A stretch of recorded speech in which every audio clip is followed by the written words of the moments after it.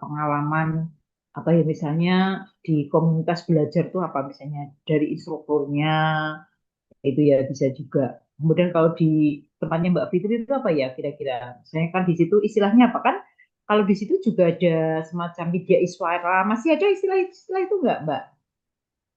Sekarang namanya Widya Prada, Prof. Oh gitu. Nggih. Itu saya belum Kalau belum ini Widya ya, Balai Iswara Besar itu, itu kan istilahnya sekarang ya ya, namanya ya. kalau Ini saya Widya juga Iswara ada. itu masih cuma di BBGTK yang Solo. Oh iya, oke, iya, iya. Nggih. Baik, itu ya. Jadi kalau fenomenologi itu malah subjektif individunya. Kalau kasus itu masalah komunitas, kelas, sekolah, ya itu bisa. Jadi malah fenomenologi namanya studi kasus tuh kelihatannya lebih ini, tapi fenomena itu yang lebih ini ya. Jadi pengalaman subjektif individu. Jadi pengalaman apa jadi widya apa tadi Prada apa Widya Prada. Nggih. misalnya gitu ya. Ini saya istilah-istilah baru ya. Terus apalagi ya misalnya pengalaman, misalnya apa ya? Misalnya kalau apa misalnya pengalaman ya misalnya itu tadi misalnya di planning gitu ya.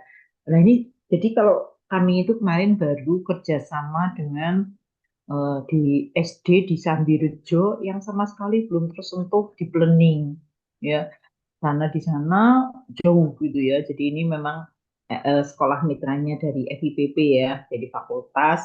Terus kita mengadakan apa membantu pemerintah lah ya, istilahnya menjadi apa tangan ya, meskipun nggak dibayar ya, kami malah istilahnya Mhm. apa dari kampus ada dana sedikit, terus kita ke sana ya. Jadi sana yang penting datang mendengarkan kan gitu ya, praktek kayak gitu. Jadi kita yang ini ya. Nih, itu kalau fenomenologi. Jadi dua itu mungkin ya. Nah ini eh, apa ini yang menjadi apa fokusnya ya. Kemudian etnografi kalau kita tentang apa kalau etnografi? Tentang budaya, Prof. Iya, Mbak Sabrina. Aduh, Mbak Sabrina nih. Ya, memahami budaya ya kelompok tertentu melalui observasi yang mana etnografi harus terjun Mbak Mas ke lapangan langsung, harus Hmm. berkomunikasi langsung dengan masyarakat di sekitar ya. Kemudian kalau grounded teori berarti mengembangkan teori berdasarkan data lapangan. Nah, kemarin yang seperti saya sampaikan itu sebenarnya mungkin saya pernah cerita tentang penelitian suami saya tuh sebenarnya dia hanya menginginkan ke eh, studi kasus sebenarnya ya kan, tapi di sana beliau juga hanya mendapatkan bahwa oh ternyata itu kan juga namanya teori ya, meskipun tambahnya hanya sedikit pengembangannya, bahwa ternyata apa di sana itu ada tiga kelompok pengrajin misalnya yang visioner, kemudian yang apa eh, apa hanya menerima apa istilahnya kayak di sub pekerjaannya, kemudian ada yang buruh benar yang tidak memang tidak memiliki modal ya. Kemudian ada naratif ya. Nah, kalau naratif ini bisa sejarah, historis ya, menggali kisah dan praktek dari hidup partisipan ya. Ini sudah semua. Nanti saya kirim ya, jangan ini. Nah, kemudian menjelaskan contohnya apa? Misalnya kalau dalam perkataannya ini, Pak, penelitian ini menggunakan, nah itu bahasanya ya, penelitian ini menggunakan pendekatan fenomenologi interpretatif, misalnya. Karena bertujuan untuk apa?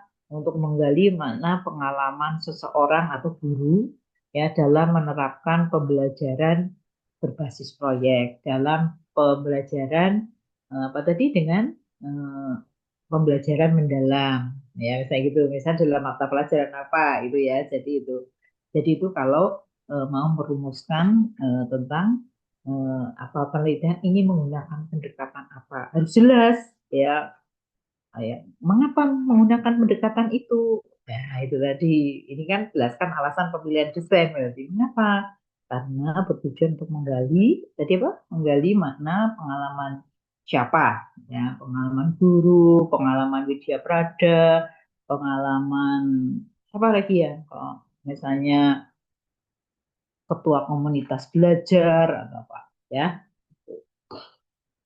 dalam apa misalnya ya, dalam menerapkan apa misalnya ya, tadi mungkin pembelajaran di planning apa.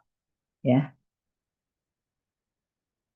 Karena apa? Juga tadi pendekatan ini relevan untuk memahami esensi pengalaman subjek partisipan. Ya, jadi hindari menyebutkan desain tanpa alasan. Kemudian apa itu ya yang penting. Jadi harus menyebutkan menyebutkan alasannya. Ya.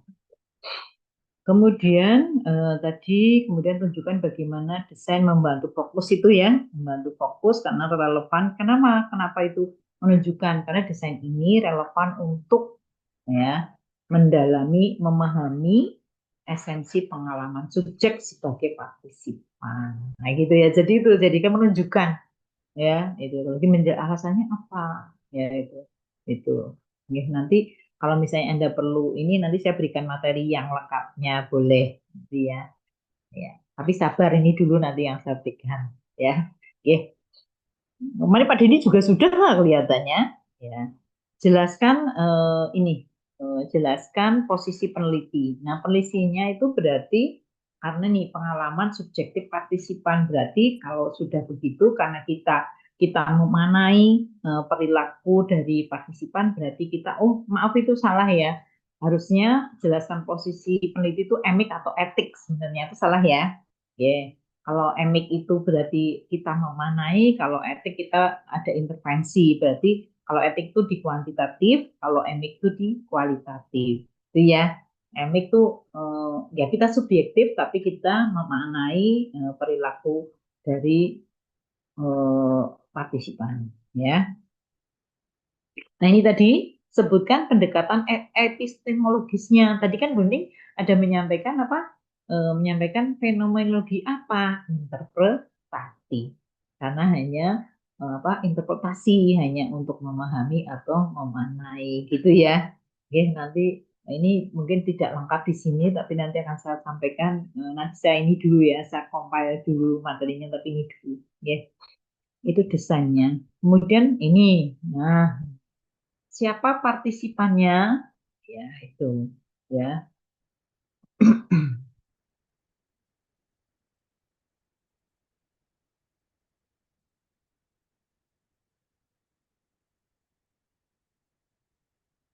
Nah, disebutkan jelaskan siapa partisipan dan karakteristiknya. Partisipannya itu siapa? Tadi kan sudah disebutkan siapa partisipannya yaitu subjek penelitiannya itu siapa ya itu subjek penelitiannya itu siapa. Kemudian mungkin juga perlu kalau perlu jumlah atau bukan jumlah sih sebenarnya tapi komunitas misalnya itu tadi ya apa. Nah, ini mungkin menyebutnya subjek ya. Subjek dalam penelitian ini ya. Subjek dalam penelitian ini adalah siapa? Ya, subjeknya. Misalnya kalau misalnya studi kasus ya mungkin guru kelas 4 di sekolah mana atau mungkin komunitas belajar di mungkin sekbin atau di gugus mana ya misalnya gitu ya. Jadi pastinya bagaimana karakteristiknya. Nah, karena mungkin di situ mungkin di sana oh ada SD swasta dan ada SD negerinya. Ya, mungkin perbandingannya bagaimana? Banyak sekolah negerinya daripada swastanya 2 banding 3 atau berapa itu karakternya seperti itu ya. Kemudian juga mungkin dari latar belakangnya juga bisa. Jadi apa ini ya. Kemudian subjeknya itu, nah ini, jadi mungkin tidak simulan sampel bukan, tapi maksudnya, jadi kalau di kemarin sudah saya menyampaikan bahwa teknik sampling itu kan ada dua, apa kemarin teknik samplingnya ada eh, probability sampling dan non probability. Ya, kalau yang probability sampling itu yang untuk kuantitatif seperti random sampling, kemudian ada sistematic random sampling, ada apa lagi ya kemarin ya? Ada banyak lagi, ada apa lagi? Stratified, ada cluster ya. Nah, kalau teknik samplingnya di kualitatif itu non probability. Nah, itu bisanya hanya purposive dan snowball sampling ya. Jadi purposive sampling adalah sampel yang bertujuan, snowball sampling adalah nanti seperti salju ya mengambilnya sumbernya. Jadi maksudnya kita tidak bisa menentukan ini kalau snowball itu ya bergulung-gulung tadi oh ini ternyata bukan. Oh, tanya kepala desanya, oh itu Pak Duku sana, Anda ke Pak Duku sana. Terus ke sana lagi, oh itu ada ininya, ada misalnya, oh itu ada siapa lagi ya misalnya informasi, oh itu ada di perkumpulan itu yang apa pemuda-pemuda itu sumbernya gitu, terus snowball sampai jenuh gitu ya, apa informasinya.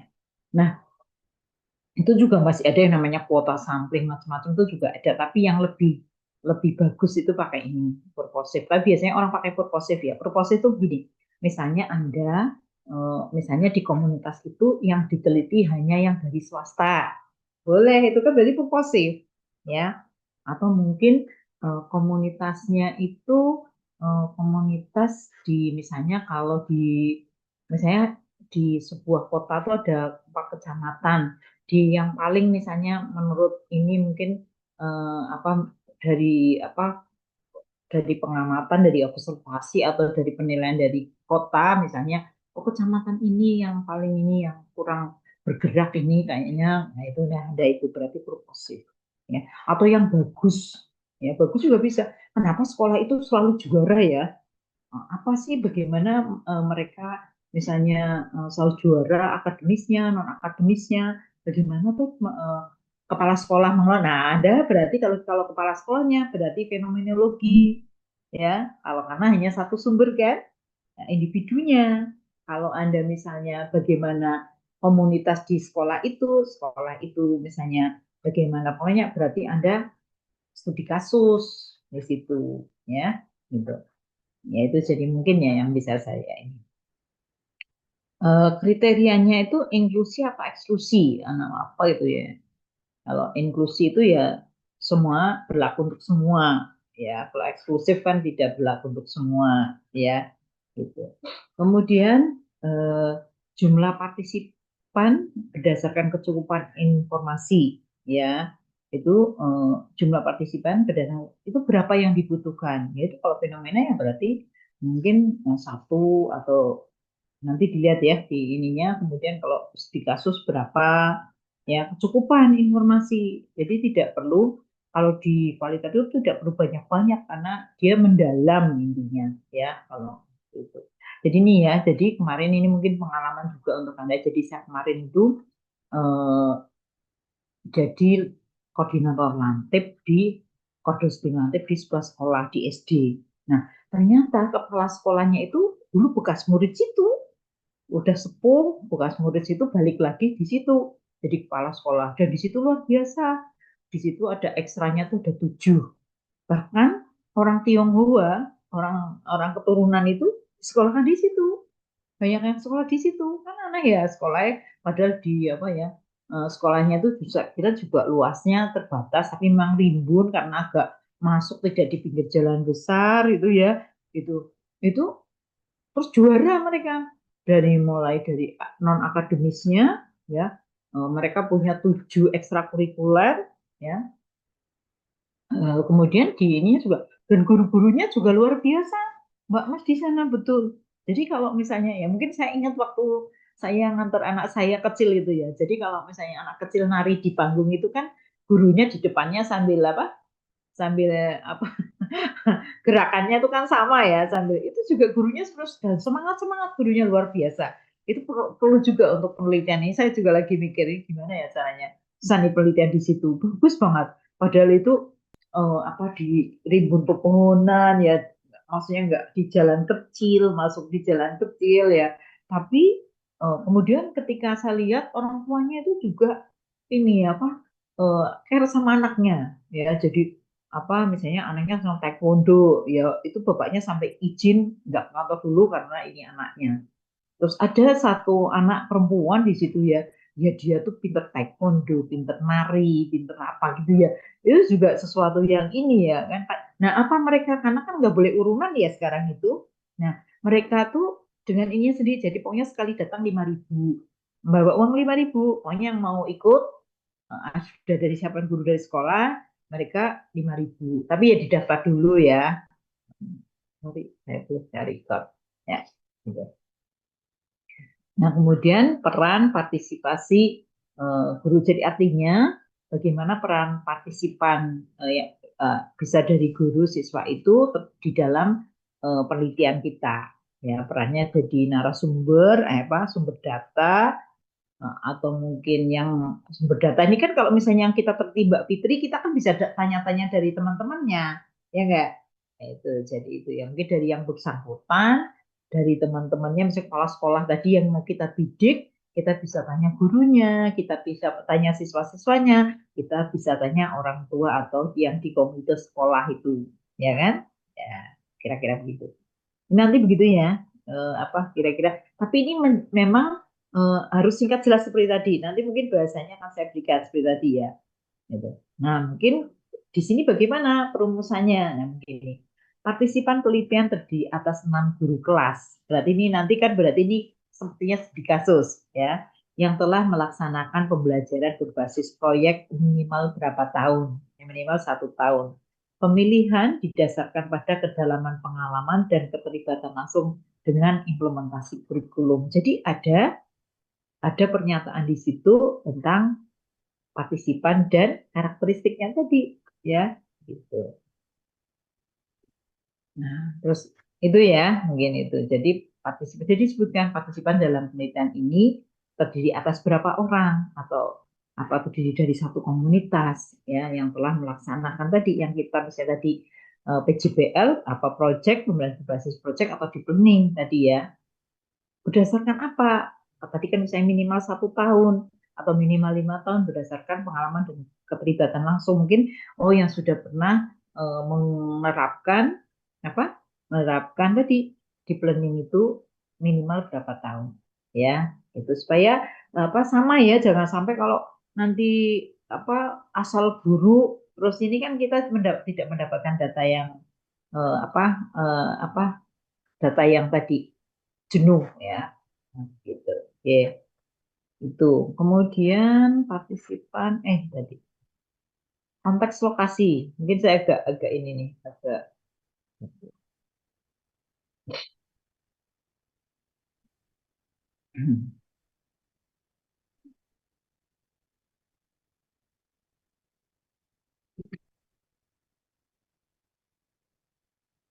jadi teknik sampling sudah ini. Oh, tadi teknik sampling udah ya. Masuk kemana tadi ya? Masuk di sini ya tadi ya, partisipan ya. Oke. Nah, konteks konteks atau lokasi penelitian. Ya, sekarang. Tadi saya carikan dulu. Ya, ini terkelewat ini. Oh ya.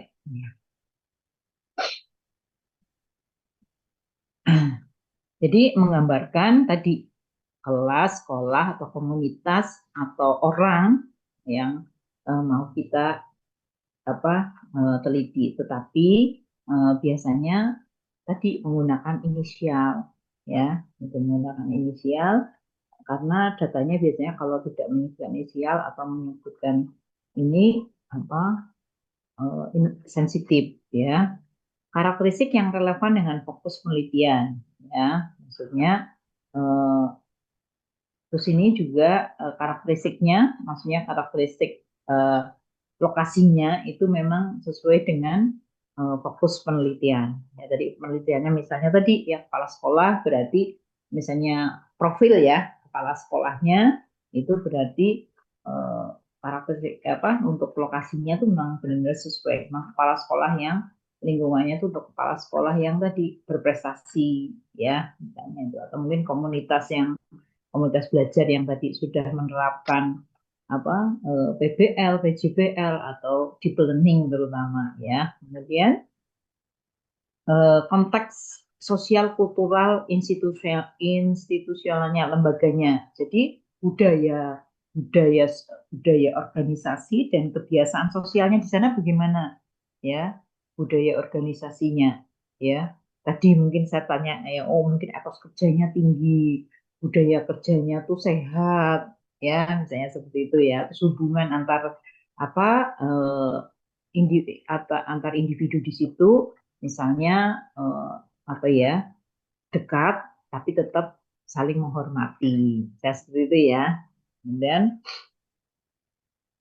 alasan memilih lokasi tersebut, alasannya apa? Ya misalnya begini, karena di daerah itu misalnya ya di di Bugis atau di Sekbin itu memang hanya sekolah itu ya, misalnya di sekolah itu saja yang apa eh, menampilkan mungkin yang menonjol ya, menonjol untuk prestasinya gitu. Mungkin ada kompleks atau dalam satu Sekbin atau apa. Memang sekolah itu yang ini, itu alasannya ya, sehingga perlu apa diteliti tadi ya sesuai dengan itu. Kemudian akses meneliti ke lapangan bagaimana ya itu tentu harus ada perizinan dan itu juga perizinannya itu berhubungan dulu dengan konteks sekolah ya.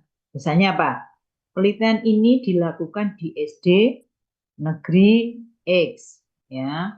Sebuah sekolah yang menerapkan kurikulum apa?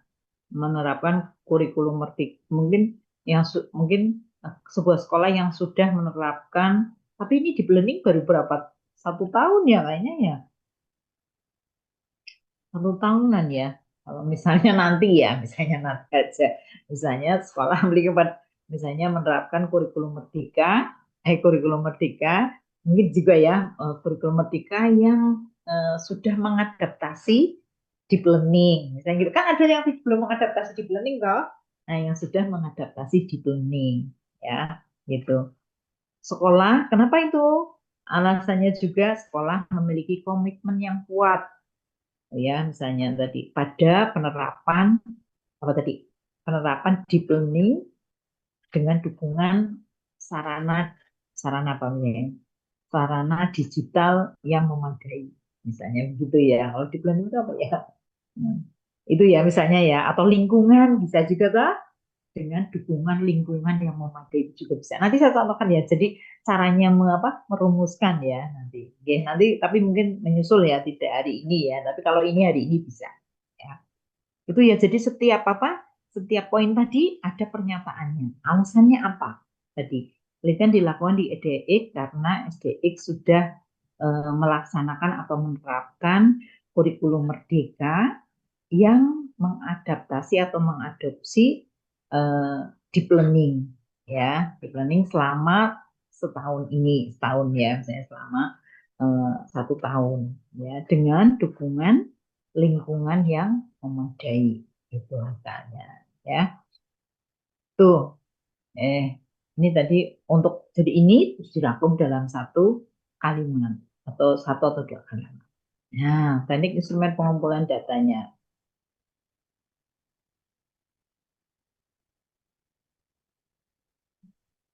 Nah, untuk teknik dan instrumen pengumpulan seperti biasa kemarin, jadi ada menurut Pak Dini kan ada wawancara, observasi, dokumentasi atau studi dokumen ya namanya. Dokumentasi, kemudian ada catatan lapangan ya, atau field note apa apa ya, kalau di itu namanya field note ya wawancara itu ada berapa macam kan juga sudah mendalam, semi terstruktur, struktur, durasinya, berapa lama, apa jumlah sesinya berapa. Teknik probing itu teknik bertanya ya. Probing itu teknik bertanya. Kemudian observasi partisipan atau non partisipan, fokus observasinya pada apa perilakunya, apa interaksinya, atau dalam proses pembelajarannya. Ya, kalau profil berarti kan ada perilaku kepala sekolahnya. Ya, interaksinya ya itu tadi mungkin interaksinya apa mungkin di komunitas belajar tadi ya atau mungkin juga bisa juga di situ ada interaksi bagaimana perilaku kepala sekolahnya interaksinya dengan guru-guru yang lain dengan pendik dengan siswa dengan orang tua nah itu juga bisa juga ya kemudian dokumentasinya studi dokumennya bisa dilihat dari apa misalnya ya kalau kepala sekolah itu kan apa ya berarti ya beliau ya kalau dinilai mungkin penilaian dari kepala sekolah profilnya mungkin kalau Bali besar punya nggak yang itu kalau yang menilai kepala sekolah itu siapa ya penilik atau pengawas sekarang ya Mbak Fitri istilahnya ya Ada pengawas, kalau nggak salah, Prof, kalau untuk SD, SMP itu pengawas. Kalau TK itu ada yang pengawas, ada yang penilik. PAUD mungkin ya kalau penilik ya. Iya, Oh, iya, penilik. Pak. Iya, Ya, kalau kalau masalah itu struktural ya biasanya ya. Nah, itu mungkin iya. apa dokumentasinya dari apa? Mungkin dokumen nilai dari ini dulu dokumentasinya, kemudian catatan dari apa ya prestasi-prestasinya, mungkin yang gitu ya. Studi ini kalau tentang tadi fenomenologi kepala sekolah ya. Kalau komunitas atau mulai dari sekolah atau kelas, ya misalnya kita lihat dari guru-guru tadi, guru-guru kelas berapa tadi, 1 sampai 6, berarti bisa dilihat dari rencana pelaksanaan pembelajaran mendalamnya, atau mungkin dari LKPD-nya. Dia pakai LKPD yang apa, pakai paper atau pakai paperless, misalnya pakai LKPD gitu ya. Kemudian dari daftar nilai, dari catatan guru, dokumen kebijakan, mungkin kalau dia dari guru-gurunya, catatan gurunya ketika menilai siswa bagaimana? Eh, Nilai ketika menilai siswa, daftarnya ada apa tidak? Ya, itu. Jadi mungkin itu ya. Kemudian ada catatan lapangan, deskriptif, reflektif. Jadi apa yang terjadi di lapangan itu yang ditulis, mungkin ini cenderung dari hasil observasi, ya. Ya, itu. Nah, kemudian bagaimana cara ininya untuk wawancaranya tadi, contoh pertanyaan situasi ketika wawancara berlangsung itu juga harus dipikirkan, ya. Nggih, gitu. Jadi untuk studi dokumen itu juga, selain itu juga bisa foto, rekaman kegiatan, catatan refleksi guru tadi sudah ya. Nah, misalnya gini, misalnya Anda pakai apa misalnya? Misalnya penelitian ini eh, apa, menggunakan eh, apa, atau mungkin wawancara dan observasi digunakan untuk menggali data dalam penelitian ini. Wawancara mendalam dilakukan sebanyak berapa kali? Ya, misalnya 2 kali pada setiap peserta atau setiap guru, kemudian dengan durasi berapa, ya. Kemudian observasi kelas dilakukan berapa kali, ya, masing-masing ke guru berapa, kan tadi ada yang guru kelas 1 sampai 6 tadi ya. Kalau dari kepala sekolah apa yang ini dilakukan? Misalnya wawancara dilakukan dengan kepala sekolah berapa kali dengan durasi ini, mungkin fokusnya apa, pertanyaannya mungkin ya, itu ya. Kemudian observasinya melalui apa, ya, itu misalnya kalau Anda pakai ini. Jadi harus dijelaskan apakah Anda pakai semuanya atau pakai berapa. Yang mungkin instrumen utama ya misalnya, atau apa, pengumpulan data instrumennya itu biasanya nih jadi satu ya. Ya, misalnya wawancaranya tekniknya menggunakan wawancara apa, tekniknya menggunakan apa, kemudian instrumen yang digunakan apa, ya. Itu tujuannya untuk apa? Tadi dilakukan berapa kali, ya, durasinya berapa, ya, itu yang penting dilakukan, ya. Ya, jadi kemudian ini tentu ketika apa, ini nih harus sesuai nanti dengan hasilnya, dengan apa, dengan proses di hasil dan pembahasannya, ya. Nih. Kemudian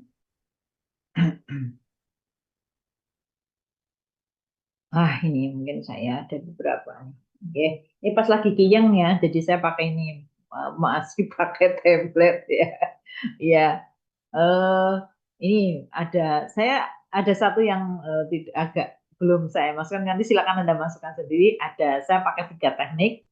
Ada teknik analisisnya, saya yang saya paparkan Miles Huberman, kemudian ada Creswell, kemudian satunya ada Brown and Clark, ya, nanti. Nah, ini yang pertama nih yang sering umum digunakan untuk peneliti kualitatif pemula ini, Miles Huberman, ya. Ada pengumpulan data, reduksi data. Kenapa interaktif? Karena dia berlaku siklus, ya. Ada reduksi, jadi data dikumpulkan, kemudian direduksi dulu. Direduksi itu dibuang yang mungkin outlier, outlier apa yang misalnya tidak berguna, yang ini dibuang, yang apa yang dipakai kemudian dikumpulkan. Kemudian display lagi setelah tadi ada yang disederhanakan, dikumpulkan, diklasifikasi, dikelompokkan, kemudian didisplay datanya, disajikan. Nah, sesudah itu baru konklusi atau ditarik kesimpulannya, ya. Nah, kalau dari Creswell ini, kemarin dari Pak Denny udah berapa ya juga ya? Dari Pak Denny apa kemarin? Kemarin Superman sama apa? James Bradley apa waktu Pak Denny? Wah, lupa, jangan lupa. Jangan sampai lupa. Ini kalau sudah lewat terus lupa ya. Aduh, Mas Isna juga lupa, Mas. Menggunakan Creswell juga, Bu. Oh iya, Graswell juga. Terus Mas Superman juga ya Mbak Dwinanda ya. Terus selain itu mungkin ada ini ya pakai James Bradley ya, yang taksonomi domain itu ya, pakai nggak? Yang etnografi. Jadi kalau Anda nanti juga menemukan buku penelitian kualitatifnya Nasution, itu juga sederhana, itu mudah dipahami oleh mahasiswa S2 ya. Itu ada apa kualitatifnya Nasution, kemudian bukunya Nasution. Kalau misalnya mau Sugiono ya nggak apa-apa. Sugiono kan juga dia banyak kuantitatif, kualitatif, terus ada mixed method gitu kan. Terus ada tambah satu lagi nih dia tuh apa ya kemarin ya? Dengan apa ya aku ini kemarin kan saya ikut ikut webinarnya beliau itu tentang eh, desain penelitian ya, mendalami desain penelitian kuantitatif itu ada ini beberapa bukunya beliau tuh ya. Nanti ini ya saya nggak begitu ingat ya. Namun ada Creswell. Creswell ini yang terjemahan ya. Terus ada yang juga nanti kalau Anda bisa cari bukunya di lewat Google juga bisa kelihatannya. Ini ada yang baik hati kelihatannya sudah terjemahan ditaruh di apa diunggah ya, diunggah di internet itu ya. Kalau di situ Creswell secara umum mengorganisasikan data, membaca seluruh data, mengkode atau coding, mengembangkan dia tema ya, mengembangkan deskripsi dan tema, menyajikan teman interpretasi. Jadi sekarang ternyata ada software yang bisa mengolah data kualitatif, bisa berupa foto, video, bisa berupa teks, bisa berupa gambar, ya ternyata sekarang lebih canggih ya. Gitu. Hanya nih saya memang ini ada sih kalau kalau Anda mau ya, saya ini ikut pelatihan beberapa. Jadi jangan dikira saya orang tua nggak belajar. Jadi ini nanti saya besok saya ikut yang BIMA, BIMA itu yang penelitian dosen ya. Kemudian sebenarnya saya agak tumbuk dengan NVivo. Ada NVivo tuh 4 kali pertemuan. Saya besok tunggu tanggal 18 itu nggak bisa ini. Terus saya juga ikut satu lagi. Ada beberapa banyak tawaran. Saya ikut yang bagaimana menulis buku ya. Jadi meskipun tua-tua ya itu nggak terlalu ini sih sebenarnya. Kalau misalnya mau gratis itu biasanya kita harus kirim flyernya ke 5 grup tapi kita nggak dapat sertifikat ya. Kalau saya kan butuh juga sertifikatnya, jadi saya tidak pakai itu, saya minta sertifikat itu biasanya nambah berapa gitu ya. Kalau yang flyer kita ngikutin aja. Tapi kalau kita kita apa misalnya ikut paketnya bisa klaim sertifikat, bisa klaim videonya, bisa klaim materinya itu biasanya sampai 100 di atas 100 ya. Gitu.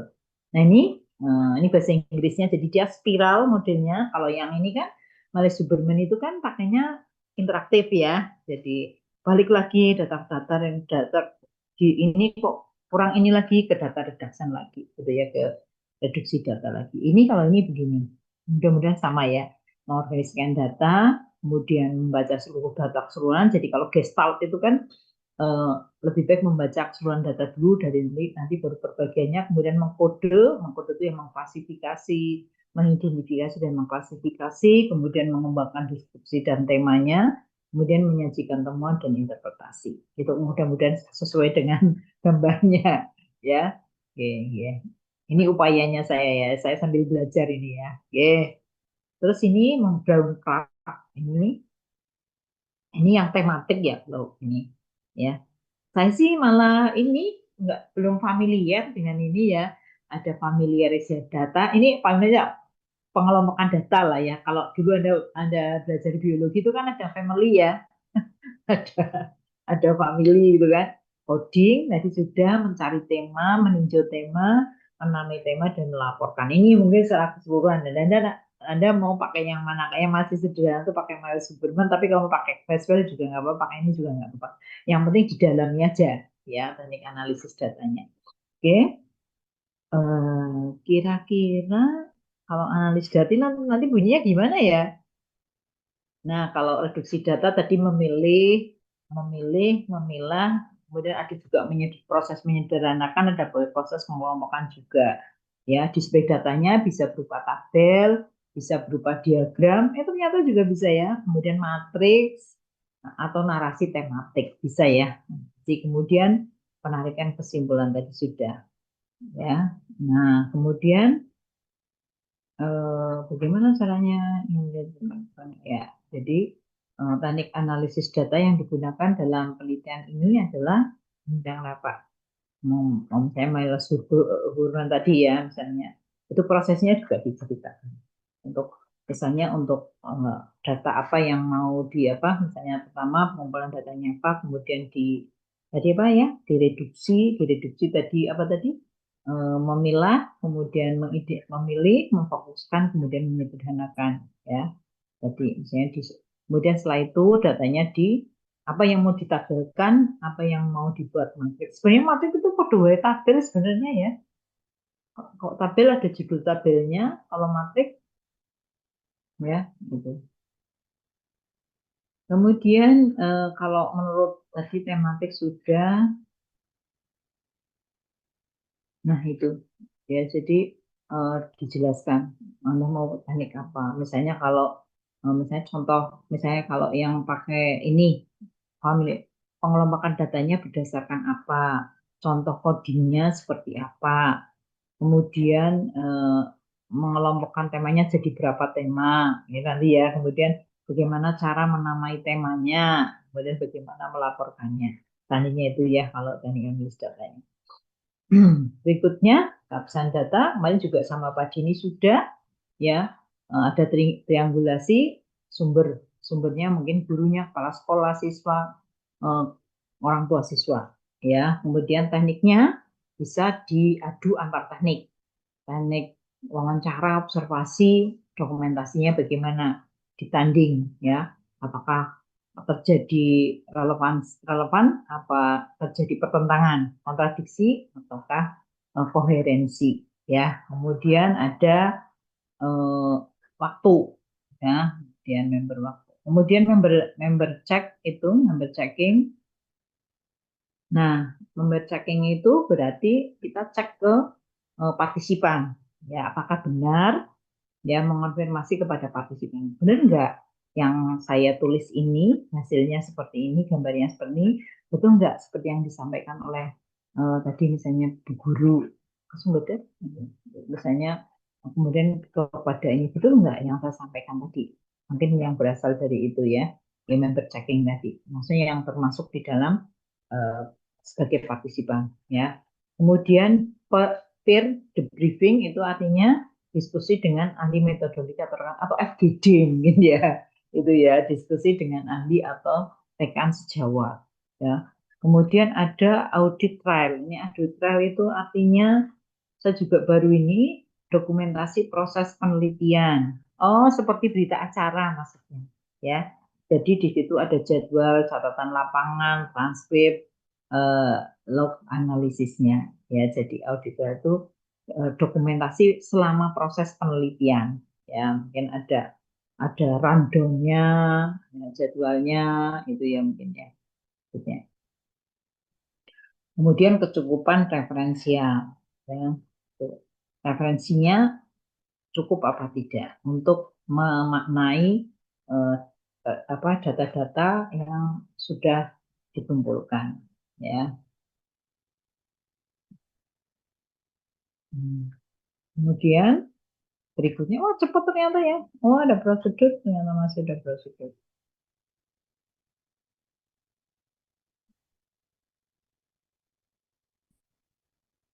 Prosedurnya ya prosedurnya yang pertama pralapangan, berarti kan menyusun proposal. Kalau kemudian setelah proposalnya jadi, biasanya sih baru baru instrumen, baru perizinan ya biasanya ya. Ya biasanya instrumen awal dulu menyusun proposal, kemudian instrumen awal, kemudian perizinan. Karena kan ketika uji coba atau apa kan biasanya di lapangan ya, sudah di lapangan. Kemudian tahap pengumpulan data tadi mau pilih yang mana, dominan yang mana. Jadi kalau di kuantitatif juga gitu nanti. Eh, Instrumen utama dalam penelitian ini adalah instrumen pendukungnya yang mana, gitu ya. Kenapa? Misalnya kalau saya misalnya tentang kemampuan penalaran, berarti instrumen utama saya adalah tesnya. Ya gitu. ya. Kemudian instrumen pendukungnya apa? Ya, ada observasi, wawancara, karena mixed method ya biasanya. Ya, itu. Kemudian tahap analisis data tadi sudah, tahap analisis tadi sudah, tahap laporan juga sudah. Ya, oke. Itu. Kemudian etika penelitian tadi, persetujuan secara sadar dari partisipan, kerahasiaan itu perlu dijaga, izin penelitian dari institusi itu harus ya. Jadi kalau kalau saya dulu waktu sekolah itu kan saya di Jawa Tengah, jadi saya ke Kesbangpol UNE Jogja, kemudian ke Kesbangpol mana Jawa Tengah, kemudian saya karena saya sekolah, saya ke Dinas Pendidikan, ya, ke Kanwil itu ya. Jadi terus kemudian ke Kanwil, ke apa, ke Dinas Pendidikan Kabupaten, Kabupaten Kota, baru ke sekolah gitu. Tapi mintanya itu jadi saya dari eh, minta ke pembimbing dulu. Jadi tanda tangannya dari pembimbing terus kemudian UNY mengeluarkan surat permohonan rekomendasi ke Kesbangpol. Jadi ya memang itu seperti itu izin penelitiannya ya. Nah, kalau sekarang sih kalau kami kalau dari PGSD misalnya mau ke guru-guru SD, kalau misalnya di Kota Semarang ya tinggal kalau misalnya sudah baik ya biasanya langsung aja nggak usah pakai izin-izin gitu ya. Tapi kecuali kalau untuk legalitas formalnya memang harus ada ya. Kemudian ini perlakuan khusus jika maksudnya subjeknya tuh anak atau guru ini harus hati-hati ya. Iya, sekarang kan sensitif banget masalahnya, ya. Misalnya Anda pakai PJBL nih, ya kan? Pakai PJBL. Kalau misalnya seperti yang lalu itu pakai, mungkin pendekatannya bisa TREL, teaching at the right level misalnya, atau menggunakan misalnya pembelajaran berdiferensiasi. Ini kan apa? Siswanya kan homogen ya, maksudnya yang kurang pinter jadi satu, yang sedang jadi satu, yang apa? Yang ini jadi kalau misalnya Anda kira-kira mau apa misalnya pengembangan misalnya tentang penilaian ya misalnya desain penilaian misalnya jadi orang PEP kan desain penilaian pembelajaran berdiferensiasi pembelajaran mungkin TRL juga bisa pembelajaran berpendekatan TRL misalnya di SD mana di SMK mana di mana gitu misalnya ya itu. Nah ini kan misalnya Anda dilalah kebetulan pertemuannya misalnya 3 kali ini 3 kali kok itu terus kan. Nah ini anak-anak oh nanti ada yang protes nih Bu, orang tuanya. Bu, kok bisanya ya anak saya ini kok dikelompokkan di apa? Oh, anak saya kok dikelompokkan di bodoh terus ini kelompoknya nanti gimana Bu? Anak saya nggak pinter-pinter, sekolah disuruh pinter malah sama gurunya malah nah itu kan ya. Nah itu kan juga harus perlakuan kalau subjek anak tuh harus hati-hati ya itu. Ini karena memang sensitif ya itu. Apalagi misalnya eh, anda tidak yang melakukan bukan Anda tapi gurunya. Nah, ini nanti karena imbas dari Anda tadi penelitian di situ. Nah, ini gurunya juga karena juga harus hati-hati. Nah, ini mungkin perlu disampaikan dikomunikasikan bisa kepada Bapak Ibu ini kami mau ini tapi apa sebaiknya ini jangan disampaikan ke siswanya karena siswanya supaya nggak tahu kalau sedang diteliti gitu ya. Jadi kalau diteliti kan jadi yang tadinya misalnya apa biasanya apa jadi ada yang dimanipulasi oh manipulasi namanya apa ya ada yang direkayasa gitu ya mungkin orang tuanya pengen kelihatan baik misalnya anaknya gitu ya jadi minta maaf karena ini memang untuk apa ya untuk kepentingan penelitian dan seterusnya juga harus harus ini ya harus eh, hati-hati gitu. Ini juga harus ada pernyataan etis bila diwajibkan oleh jurnal. Jadi jurnal itu nggak mau kalau nanti Anda menyampaikan ini nanti ada protes gitu ya, ada clearance pernyataan etis ya. Ini dari siapa kira-kira ya? Ini dari partisipan atau dari mana nih ya? Nah kemudian, nah ini yang mau saya berikan sebenarnya ini. Kalau tadi kan Pak Dini udah banyak ya. Nah sekarang ini, jadi kriteria metode yang baik menurut jurnal Sinta nih. Tadi saya sudah merangkum ya. Yang pertama konsisten dengan fokus dan tujuan penelitian. Jadi jangan fokus. Misalnya kalau Anda menyampaikan itu, terus jangan pindah-pindah ya. Jadi memang konsisten tujuan penelitiannya itu apa toh? Untuk menggali secara mendalam, misalnya profil kepala sekolah, kepala sekolah yang inovasi, apa yang inovatif misalnya gitu ya dalam manajemen sekolah atau dalam apa tadi yang misalnya gitu ya tujuannya tuh harus begitu ya mendeskripsikan gitu kan ya misalnya nah ini terus gitu jangan sampai nanti ini mendeskripsikan belakangnya karena tujuan penelitian ini untuk menganalisis lah itu kan nggak cocok lagi jadi memang harus konsisten ya dengan fokus dan tujuan penelitiannya jadi jangan sampai juga antara tujuan dengan jawabannya nanti jadi salah ya atau tujuan fokusnya tidak sesuai dengan metodenya ya gitu. Nah, misalnya Anda tadi misalnya salah tempat ya harusnya fenomenologi Anda sebut studi kasus itu kan nggak cocok berarti ya tidak sesuai dengan fokusnya ya ditulis jelas rinci dan dapat ditelusuri tadi ya sampun menggunakan istilah metodologi sesuai standar ilmiah jadi yang saya sampaikan contohnya tadi misalnya penyebutan subjek dan sampel ya kalau di kualitatif tentu Anda harus menyebutkannya subjek ini diperoleh dengan teknik apa tadi ya misalnya subjek penelitian atau partisipan ya. Subjek ini diperoleh melalui teknik sampling misalnya sampling purposive sampling atau tadi apa ya snowball sampling itu kan metodologis ya jadi harus sesuai ya kok misalnya Anda pakai random sampling ya salah kan gitu ya oh ini bukan kualitatif kok oh ini kualitatif kok di random dulu ya nggak ya nggak benar kan gitu ya secara metodologi harus sesuai tadi istilah populasi dalam penelitian kualitatif ini kan nggak cocok ya kan karena itu bukan terminologinya secara metodologis ya menampilkan contoh konkret proses penelitian. Jadi nanti kalau bisa memang harus seterang-terangnya di situ ya. Itu. Jadi kalau kemudian menjelaskan bagaimana bukannya apa. Jadi bagaimana proses ya itu. Jadi prosesnya. Jadi nanti misalnya bagaimana misalnya apa ya?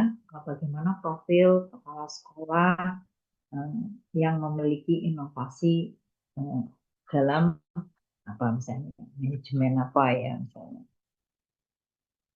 ya jadi kalau misalnya guru apa bagaimana biasanya kan ada bagaimana implementasi ya bagaimana guru mengimplementasikan deep learning di kelas masing-masing ya di kelas ya misalnya kemudian apa lagi yang di situ oh misalnya apa ya eh, jadi ini kebetulan saya ini kan meneliti ini ya saya pakai metode campuran saya meneliti tentang peran asesmen berbasis integrasi literasi matematika dan joyful learning untuk mengembangkan karakter berpikir kritis. Jadi mungkin agak beda. Jadi saya pakai kualitatif kuantitatif, saya pakai mixed method ya. Yang pertama itu saya ini dulu kayak joyful learning kan sudah lama sebenarnya konsepnya. Jadi saya pakai eksperimen dulu. Saya membuat modul ajar, kemudian saya membuat instrumennya. Itu saya ini dulu, kemudian saya ingin meneliti bagaimana misalnya ternyata lebih efektif misalnya ya efektif untuk mengembangkan kemampuan dulu saya kemampuan kemampuan berpikir kritis nah kemampuan berpikir kritis ini kalau kita latihkan terus menerus ini akan mengarah pada disposisi berpikir kritis jadi efektifnya dari kognitif ternyata kognitifnya juga nanti kemudian saya ini kalau di posisi itu ada 7 kelihatannya, tapi ternyata yang ditemukan dalam penelitian saya itu hanya 5. 5 itu rasa ingin tahu yang tinggi, kemudian keterbukaan berpikir, kemudian ada ketekunan, ada ketelitian, terus yang satu itu kepercayaan diri, yang paling rendah ternyata ketelitian. Nah ini sebenarnya ini mau nanti bisa untuk penelitian lanjutan. Ya kemudian itu ternyata indikator konstruk yang muncul untuk karakter itu ternyata itu. Kemudian saya meneliti juga faktor-faktor yang mendukung dan yang menghambat. Jadi yang misalnya itu biasanya kalau kualitatif seperti itu yang sederhana ya. Itu jadi yang menghambat implementasi asesmen itu apa sih gitu. Oh yang mendukung yaitu misalnya oh ada medianya, media yang hands on sama digital itu ada. Kemudian dukungan dari ternyata dukungan dari kepala sekolah, dari orang tua itu juga penting ya. Kemudian yang menjadi penghambat itu apa? Durasi waktunya ya, waktu, kemudian kemampuan siswa dan guru yang beragam sehingga menyulitkan guru untuk merancang pembelajarannya. Saya itu ya intinya itu yang kemarin. Jadi itu yang saya sampaikan. Jadi bisa Anda nanti bisa kalau S2 PEP ini bisa mix method ya. Mix method tadi bisa explanatory. Kalau mungkin Prof. Purwo kemarin sudah menyampaikan kan mix method Prof. Purwo ya metode campuran. Nah, udah menyampaikan apa bisa explanatory, bisa exploratory gitu kan ya. Iya, Bro. Iya, gimana? Ada yang mau ditanyakan eh, dalam kesempatan itu ternyata udah mau setengah 8 ya ternyata ya. Setengah sembilan, Bro. Iya. Masa saya bicara sendiri nih siapa silakan mau ini boleh barangkali saya ada yang ini Tanya dong, Bro. boleh boleh silakan. Jadi untuk teknik apa namanya penelitian kualitatif itu ada minimalnya enggak? Boleh satu atau dua gitu atau minimal dua gitu, Bro? Oh, teknik apanya? Pengumpulan datanya. Oke.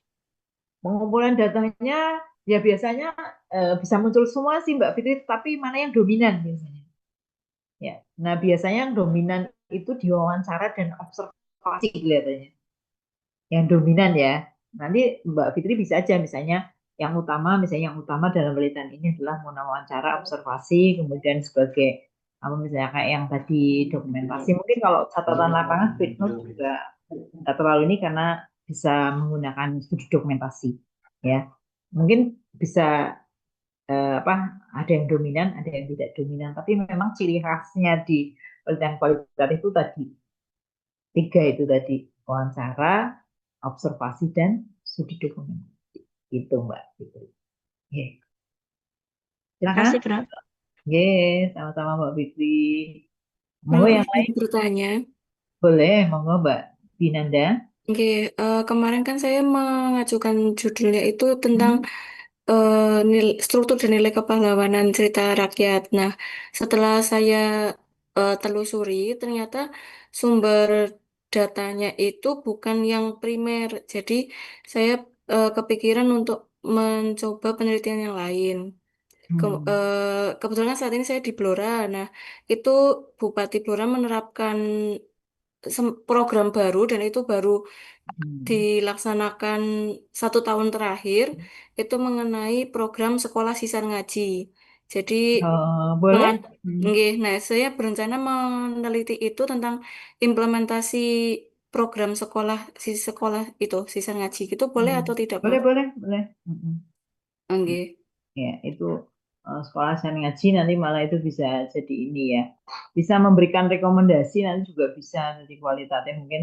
Nah, itu kan mungkin kan kalau eh, sekolah asisten ngaji itu maksudnya TPK-nya di situ apa gimana, Mbak? Itu jadi sebagai bentuk apa ya? Karena fenomenanya kan sekarang banyak anak yang mungkin jarang ke TPQ, jadi akhirnya guru di sekolah itu berkolaborasi dengan kiai di sekitar Hmm. sekolah itu untuk mengajarkan materi yang ada di madrasah. Itu meliputi fikih, tajwid, dan juga akhlak Oh, gitu. berarti Jadi nambah ini di enggak, luar nambah jam pembelajaran. belajarnya mereka enggak?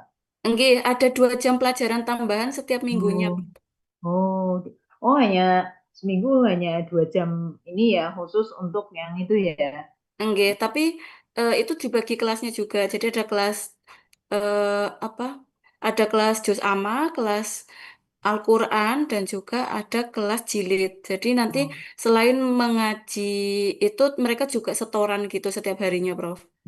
tergantung anunya ya. Mereka mungkin akan ada yang sudah TPQ, ada yang belum, ada yang ini ya. Mungkin ada semacam ini dulu ya, penilaian awal dulu ya Mbak ya, Nggih, ada diagnostiknya ada setiap itu penjaringan ya. awal Hmm. awal tahun ajaran baru itu selalu Oh iya. diagnostik dulu. Oke.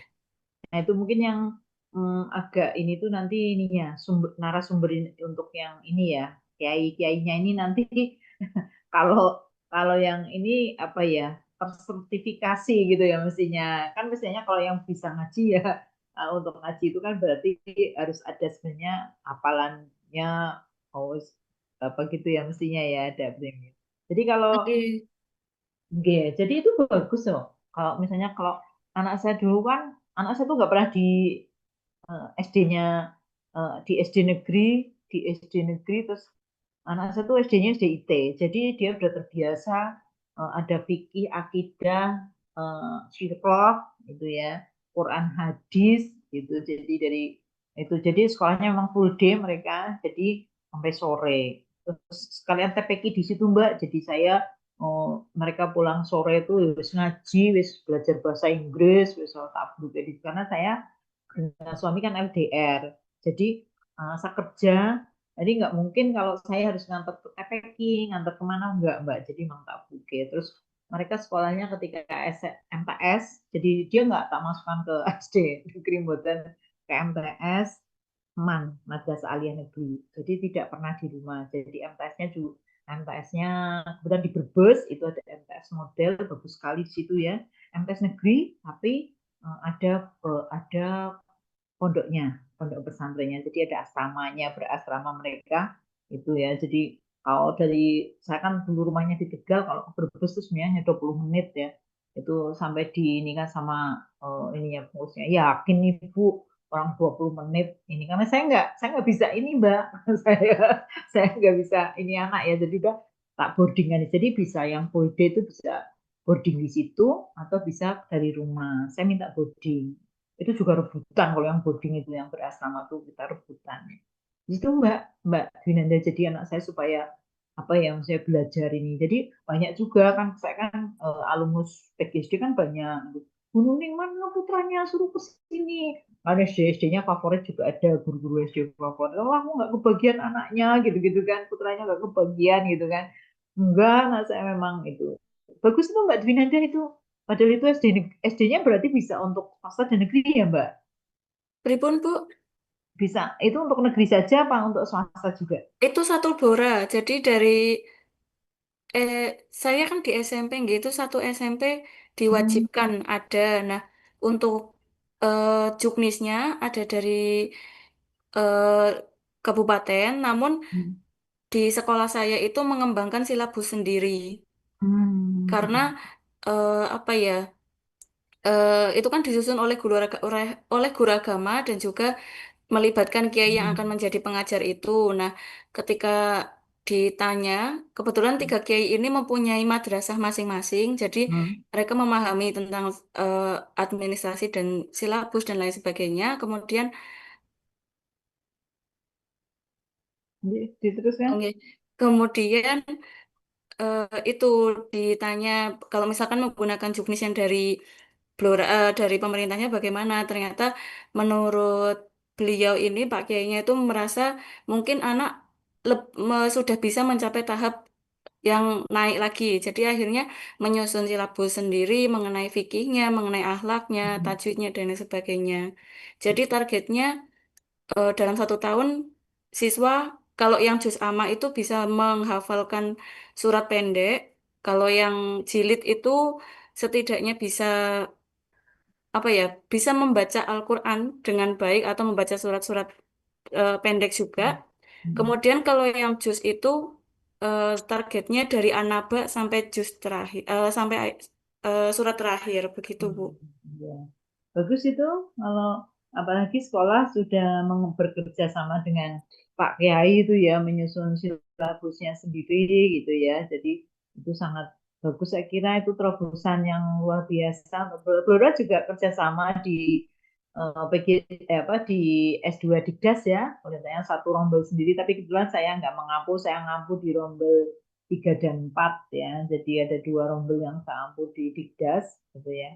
Kalau di sana mata kuliah saya itu Nobel, inovasi belajar matematika ya beda kalau dengan di sini ya. Itu. Ini bagus sekali tuh bisa. Sudah berlangsung berapa lama? Itu dari tahun ajaran 2024-2025. Kebetulan Ya, sudah monef 1 kali dan waktu monef itu oleh pengawasnya apa ya dapat nilai bagus karena memang secara administrasinya lengkap, secara pelaksanaannya rutin, terus asesmennya juga rutin, kemudian hmm. secara yaitu dari silabusnya juga lebih dikembangkan daripada di sekolah lain yang memang hanya mengikuti juknisnya saja Ya, begitu, Bu. ya. Boleh Mbak, itu bagus. Di SMP, Mbak Winanda di SMP negeri apa di swasta? Di SMP negeri, Bu. Di SMP negeri. Ya, silakan monggo yang punya program-program. Ini kan sekarang lagi berlomba-lomba ya. Di pemerintah daerah itu lagi berlomba-lomba apa ini ya? Apa kebijakan ini kalau saya kemarin itu ditelepon sama Pak Guru dari Semarang, dari Batang atau Pemalang ya, yang memberi kesempatan kepada guru SD itu guru-guru lah tidak SD tak itu ke Australia, sekolah ke Australia. Terus kemarin dia telepon saya minta ini ya, minta saran, saya sarankan mungkin ada teman-teman yang di FIPP itu teman-teman yang sudah keluar, ada yang sudah ke Australia, ada yang ke UK, ada nanti bisa saya ini ke teman saya gitu ya, saya kalau dengan memang perlu nanti saya berikan kontaknya, terus nanti saya kabari teman saya itu gitu ya. Jadi semangat semangat ada yang kepala daerah itu memberi kesempatan kepada guru-gurunya untuk sekolah studi lanjut di luar negeri. Nah, kan hebat itu ya. Ini sekarang lagi berlomba-lomba ya, gitu. Oke. Sekolah juga mungkin ya. Jadi eh, ini mungkin juga tantangan untuk ini ya. Ini kan juga mungkin yang sudah ada yang bapak ibu kan, sudah berkeluarga ya. Saya dulu begitu ya. Saya juga waktu kecil ngaji sih, tapi ngajinya itu kan di musola ya, karena di masjid lah gitu, nggak seperti anak-anak gitu kan. Jadi saya kadang-kadang itu saya justru belajar dari anak-anak. Jadi misalnya Quran hadis mereka mau tes kan, otomatis kan saya tes dulu. Nah, saya kan belajar dulu. Sirah, misalnya kenapa, misalnya Nabi Ismail tuh usianya sampai 137 atau 147. Kemudian istrinya tuh hamil usia berapa, gitu-gitu. Dari mana jumhur, dari mana tuh karena dari anak-anak itu. Jadi anak-anak sekolah, karena mau tes, saya harus baca dulu. Kemudian baru saya katanya jawab gitu supaya dia bisa. Itu cara belajarnya, karena saya mungkin tidak memperoleh kesempatan ketika saya kecil atau dewasa dulu ya, belajarnya ngaji-ngaji biasa lah, ngaji-ngaji hafalan Al-Quran paling gitu ya. Terus anak saya kan tahu horib, tahu tajwid itu ya dari anak-anak juga gitu. Ya kan dulu ya memang sekolahnya ada atau itu guna dan seterusnya, tapi lebih ini ketika dengan anak-anak, dan itu mungkin ya kemudian apa ya, jadi saya kebetulan mungkin ini pengalaman aja sih, saya tidak bermaksud riak juga enggak ya, mungkin ini pengalaman gue ada ya.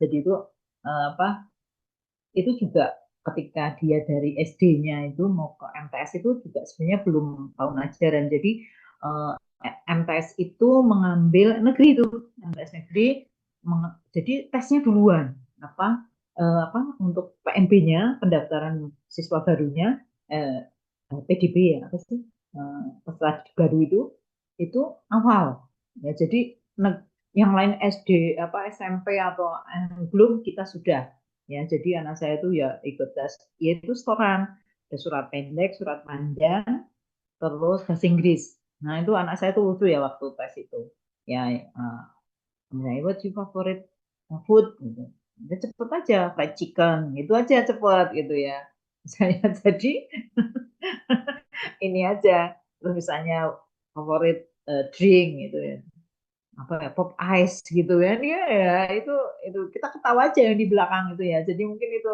sebenarnya pada ketawa ini ya, mungkin dia cepet itu ya. Jadi yang lucu-lucu sih sebenarnya pertanyaannya ya, karena dia udah bahasa Inggris.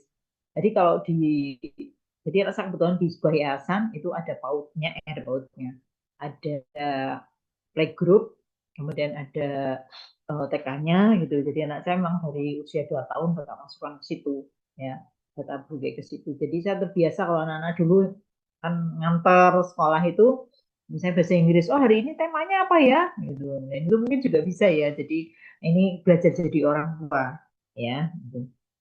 Ya, alhamdulillah ya setelah jadi ini juga ada fenomena maaf ya mungkin yang non Muslim kalau ada di sini. Jadi ada fenomena juga lepas jilbab. Ini ada ya tidak hanya ini teman anak saya itu udah beberapa bahkan teman saya dosen itu juga ada ya ini juga apa ya ya nggak apa-apa sih itu kan pilihan juga ya nah paling tidak saya anak-anak tuh tahu sendiri ya aku teman saya ya udah pokoknya kalau seperti itu pilihan gitu ya jadi tanya pada diri sendiri gitu kan saya dulu juga jilbab saya pakai hijab itu juga tidak dari oh, tidak. Jadi bertahap gitu ya. So, misalkan dosen UIN, tapi suami saya nggak pernah memaksa harus pakai hijab enggak. Jadi ketika saya ini, saya dulu pakainya juga roknya sak lutut gitu ya. Terus kata suami saya turunkan roknya sampai bawah lutut. Terus setelah itu saya pikir-pikir, saya pakai celana panjang. Lama-lama bajunya atas panjang. Lama-lama suami saya gini, alhamdulillah udah punya Pak Jamal sekarang tinggal nunggu kapan pakai kerudungnya kayak gitu.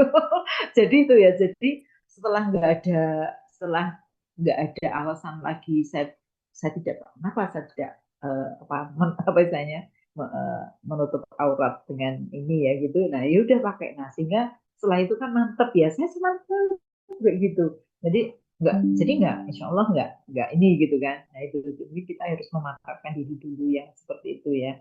Gitu kalau kalau memang kadang-kadang kan oh agama mungkin agama apapun itu kan agama warisan.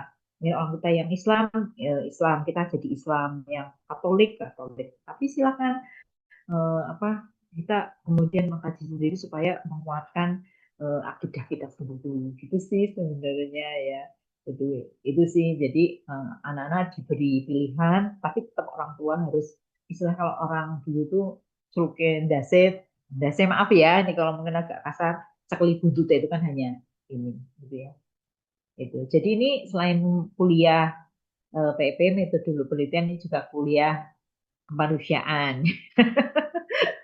Gitu ya. Jadi ini pengalaman aja ya gitu. Jadi itu sih. Jadi orang tua pasti akan mencarikan apa sekolah itu sebenarnya ketika kita memilih sekolah itu sebenarnya kita memilih lingkungan. Jadi kenapa saya tidak anak saya tidak tak taruh tidak taruh tidak saya sekolahkan di sekolah favorit itu tidak ya. Jadi anak saya juga waktu di madrasah aliyah itu malah mengerikan nggak mengerikan sebenarnya di madrasah aliyahnya tuh di Cirebon. Jadi malah nggak ada boardingnya gitu. Ya, tapi ya itu tadi dari mereka belajar dari situ ya dari kehidupan di sana seperti apa. Yang celananya bajunya hilang sering, celana baru misalnya ke Jogja nengok ibunya waktu saya masih S3 ya. Ibunya terus tak belikan celananya pengen celana jean hilang gitu ya itu yang apa itu ini. Jadi kenapa ya kok ya kan gitu. Jadi anak saya juga kenapa ya berarti siapa ya ini nih? Kenapa kok dia ngambil ya saya gitu ya ini kan orang banyak itu kita harus bisa memberi pengertian ke anak kita ya. Eh, mungkin kalau anda keponakannya atau siapa yang belum berkeluarga itu ya bahwa di dunia ini tuh hitam putih tidak hitam putih ya ada yang jelek ada yang baik ada yang tergantung apa mungkin di keluar siapa mungkin eh, di keluarganya dia tidak memperoleh kasih sayang, tidak memperoleh pendidikan yang eh, apa seperti diperoleh di keluarga yang lain beda-beda gitu misalnya ya.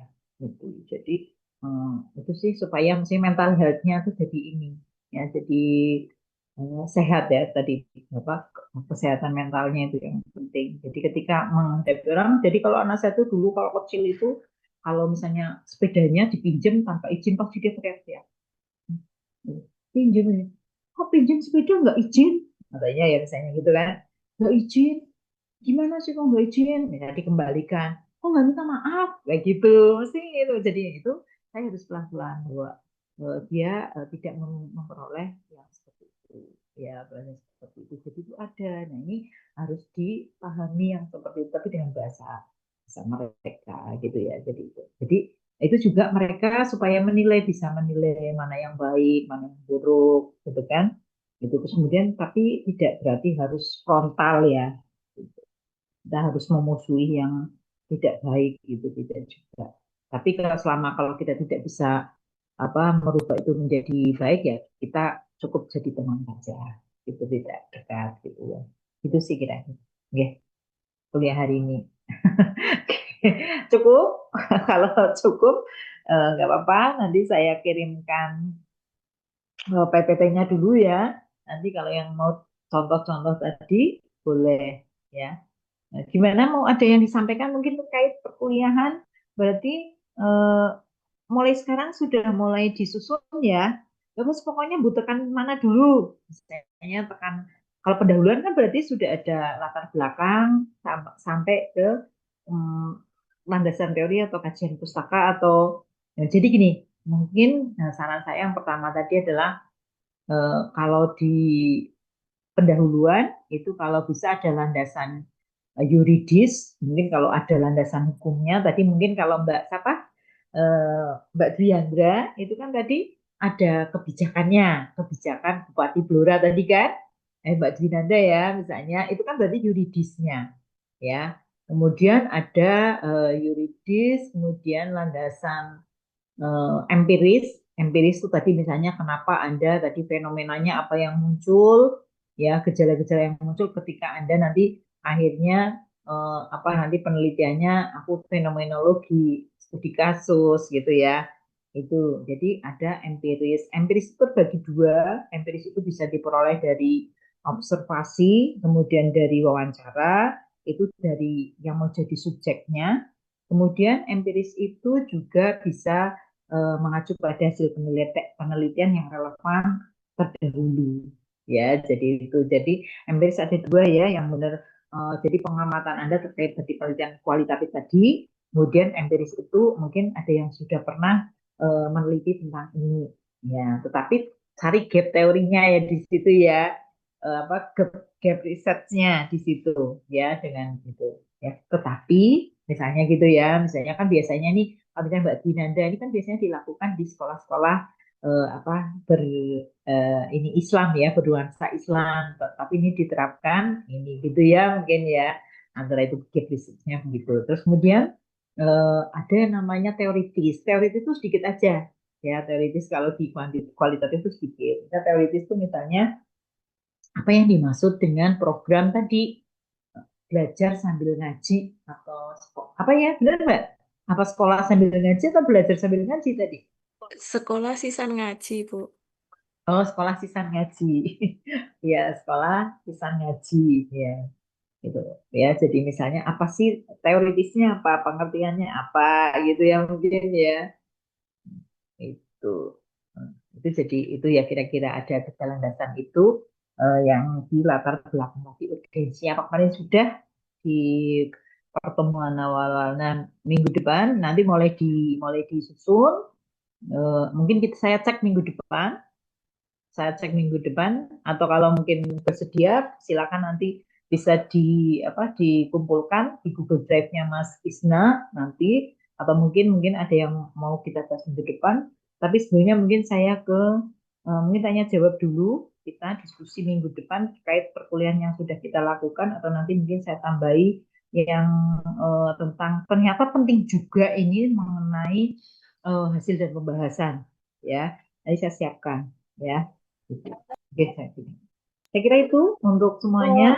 Ini Mbak Salma ini kok ganti? Ini siapa ini? Siapa ini Mbak? Kok yang sekolah kok beda ini loh, yang kuliah ini siapa?